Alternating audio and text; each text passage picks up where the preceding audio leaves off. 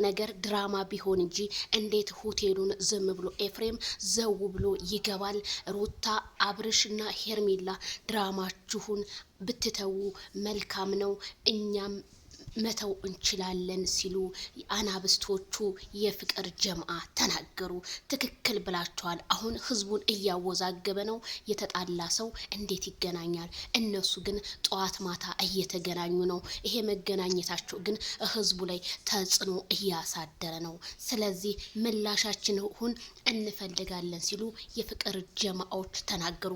የፍቅር ጀማዎች ሁልጊዜም የሚናገሩት ነገር መሬት ጠብ የማትል ከስድብ ነፃ የሆኑ ከነኳቸው ደግሞ አንበሳዎች አርበድብዶች እንደሆኑ አስረግጬ እነግራቸዋለሁ። ግጥም ብትሏቸው፣ ንግግር ብትሏቸው በጣም ጎበዞች፣ ፋንታስቲኮች፣ ለእውነት መንገድ የቆሙ ለስደት እህቶቻቸው ምቀኝነት የሌላቸው ፍቅር ጀምአን አቦ ተቀላቀሉ እላቸዋለሁኝ። እኔ እውነት በጣም ንግግራችሁ እነ ዙዙዬ እነ መቅዲ ሁላችሁም በጣም ነው የተመቸኝ። ምክንያቱም ኤፍሬም ወንድሙ ነው። ሆቴል ድረስ ሆቴሉ እንዴት አልተዘጋም? ለምን ገባ?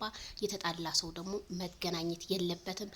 ከሩታም ጋር ሁለተኛ እንገናኝም ይባላሉ። ሩታ መልሳ ትገናኛለች ከሁሉም ጋር። እኔ በጣም ነው የሚገርመኝ። ይሄን ነገር ግን ቆም ብለው ቢያስቡበትና ለህዝቡም ግልጽ ቢያደርጉ መልካም ነው። እዚህ ጋር ስንት ስደተኛ እህቶች እርስ በራሳቸው እየተጣሉ እየተሰዳደቡ ስራቸው እየተበላሸ እየታመሙ ብዙ ነገር ነው። እኔ ግን እዚህ ጋር የምላችሁ የስደት እህቶች ፍቅር ፋሚሊዎች እኔ የምላችሁ ነገር ምንድን ነው? ራሳችሁን ጠብቁ። እነሱ መጨረሻውን ማየት አለብን። ቤተሰብ እዚህ ጋር አለ። ቤተሰብ ወጥቶ ያልተናገረበት ነገር ስለሆነ እስኪኛም በሚያመጡት ነገር እየተናገርን በቃ ዝም ብሎ ማየትን የመሰለ ነገር የለም ብዬ ነው እንትን እምለውና በጣም ግልጽልጽ አድርጋችሁ የተናገራችሁት ይመቻችሁ።